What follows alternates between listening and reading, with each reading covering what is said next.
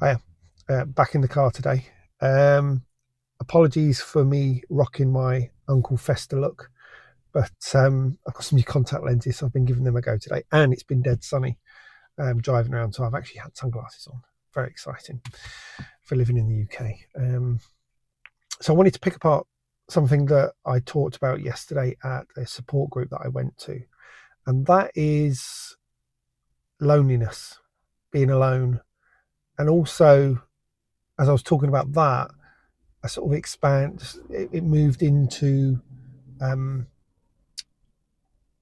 what my place is now as, a single man, a dad of boys that are getting a bit older now and starting to spread their wings. What does that mean for me? So I went to just a very, a little bit of background is the group I went to is called Andy's Man Club. So I used to go there about 18 months or so ago. I went for a little while, and that helped. At that point, stopped going. It was a little bit further away. It was over in Liverpool, so it was sometimes a little bit of a trek to sort of get there. Not really, but I suppose that's my excuse. But I didn't really feel like I was necessarily getting that much out of it. But 3 weeks ago now, they opened one local to me on the Wirral. So I talked myself out of it a couple of weeks ago. This week, I was like, no, I'm going. So the setup they have is that it's sort of everyone sits in a circle. You have a talking ball and you go around the circle, and they ask a set couple of questions. Introduce yourself, something, what's good that's happened in the last week or so, and anything that you want to get off the chest. And when it came to getting off your chest, that's when I really, as the ball was going around, I was thinking about what's happened, what have I struggled with on the last week, and it was loneliness, being alone. And I'd had a couple of days off last week working because I just wasn't feeling 100%, and I just wasn't feeling it. I couldn't be bothered, and I was feeling down, just feeling really down. And I've been on my own now for 3.5 years, as far as having a partner. I also have, well, the amount of friends I have, you could count on less than one hand, less than 5 fingers even. And whilst I have started to get used to being alone, which I haven't been for a very, very long time. My ex-wife, and I, as I said in previous videos, would have been married 20 years last year. So I haven't been on my own for a very, very long time. Even before her, it was only a couple of months or so alone. So this has been quite an experience for me, sort of getting used to being on my own. But it's given me the opportunity to put some effort into me, work on myself, all of that good stuff that we're all supposed to do. But not having any friends is really freaking hard. And I don't know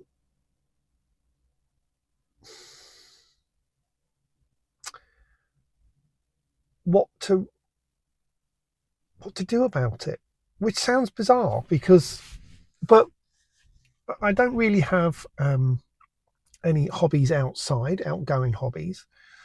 I do airsoft. I normally do that with the kids every couple of weeks or so, every couple of months even, really. But I don't have any hobbies that I do on my own or with a group. So I find myself, I tend to work. I enjoy what I do. I meet a lot of people. So for people that don't know, I don't think I've mentioned it. I'm a private hire driver. I currently drive through Uber, and I really enjoy what I do. I love it. I meet a lot of different people, but it's also really lonely because I don't have work colleagues and that sort of workplace culture, I suppose. So I find myself working through the day or the evening, whatever. Go back to my flat, potter around, play video games, do whatever. Get up, go to work, and I find myself, and I do that until I have the kids. I have the kids, we have a good time, we have fun, and then they go back to their mums or off to school, whatever it is, and the cycle repeats itself. And I find myself really alone and really lonely. And sometimes I'm getting, as I said, I'm getting used to being alone. And actually, I like having my own space, and I like all of that. But I'm starting to really miss people, and I'm trusting people again. It's hard when you've been hurt. And last year before, I started to do. I found a sort of a social place to go to, and I went to that. They had a book club, etc., etc. It was good. Met some people, all of that good stuff. Thought, yeah, I'm on the right track again. And then some of the people there were basically turned out they were running a pyramid scheme, trying to get people to put money in, and people lost a lot of money. And that part of the social group sort of collapsed. The book club and all of that fell apart. And I thought, you know what, a couple, somebody I met out of that I thought we got on well, and that's sort of died as well. And I don't know whether I just feel like it's almost just easier to be alone. You haven't, you're not going to get hurt if you're alone. If you put your trust in people and you reach out to people, you're not going to get, there's always a risk of getting hurt or somebody trying to take advantage, especially when you're in a dark place or you're struggling with stuff. But we're a social species, aren't we? And we thrive on connection. I don't know, but I found myself one night last week. I was sat on the couch just watching the telly, and I just started crying. I just burst into tears, and I just felt fundamentally alone, and was laid there thinking, is this it now? Is this what my life is going to be? I don't know. I don't know what the answer is. I mean, well, the answer is to get out and meet people, but I don't really know. I don't know how I'm going to do that yet. The other thing that came up from it was also as the discussion started to move along. I've also been thinking a lot recently about what it means, who I am, and what it means to be Paul. As my kids get older, I had a conversation with my oldest a little while ago, and he was very much like, he's 17 this year, so he's 18 months, he'll be 18. And he was like, I don't want to grow up, Dad. I just want to be able to have fun and play video games and whatever. And we were talking about, talking about obviously he's grown up. He's got to start taking responsibilities, and he's looking at moving his college to do apprenticeships and so on and so forth. And he's starting to really see that he's becoming a man, and in 18 months he'll be officially a man, if you will. And that really also got me thinking, well, what next for me? Because whether you're a man or a woman or a parent of any stroke, you are.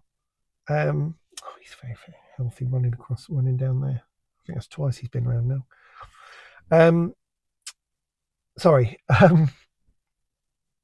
You are, for the longest time, your dad or your mum. Well, that's certainly my experience of it anyway. I've been dad for the longest time. And now I'm realizing, look, I'll always be dad, but I'm not going to be needed, which is a good thing, which means, me and the boy's mum have obviously done the right thing in that the boys are going to be able to be independent and live their own lives. Brilliant. Achievement unlocked. But who am I now? I think it's that conversation. There's a big set of conversations going on around men and loneliness and the search for meaning, and I'd never thought about it until recently, which is good, I suppose, because it means I've got a lot of my stuff sorted, so I can start thinking about this sort of thing now. But who am I? What do I do? I've been somebody that's worked my whole life, provided, and been a provider my whole life, my whole adult life, and been that dad and that support figure. Well, now what? The boys will grow up and move off. The job that I had has gone. I'm now on my own. And in some sense, you go, well, my God, that's amazing. It's the sense of the freedom, the liberty that I have now, and the freedom to do whatever I want, whenever I want. But I generally don't know what to do and how to go about it. And it almost feels like I'm back at school again. That I remember that when you look at photos of yourself when you were young, and you go, that little boy who was trying to make friends in the playground and, you know, meet new people. Well, that's me now, and I'm 49 next month. Yeah, that was my. What do you want to get off your chest for the week? So quite a big thing. I don't think I've worked out what I'm going to do yet. I'm definitely booking myself a holiday to go away on my own, or with a group of singles, as they are, doing a Three Peaks challenge in Yorkshire. So I'm definitely booking that. And I suppose I'm just starting. I'm starting again. Everything's new and fresh, and it's exciting. It's also just terrifying, because I thought my life was set, and now it's not. The future is not written. What does Sarah Connor say? The future is not written. Our fate is what we make it. I guess that's where I go from here. Here he comes again. Look at that, running past again. I think that's. I suppose. Yeah, I've got to start going out. I don't really know what to do yet. I need to stop talking myself out of things. Anyway, I'm waffling. And thank you for spending some more time with me today. I'd love to hear in the comments how you guys have got through this, or what you're doing to help get you through it. What sort of things are you doing? What sort of hobbies are you trying? How are you meeting new people? It's not an easy thing to do, in my experience anyway. So take care, and I will see you soon.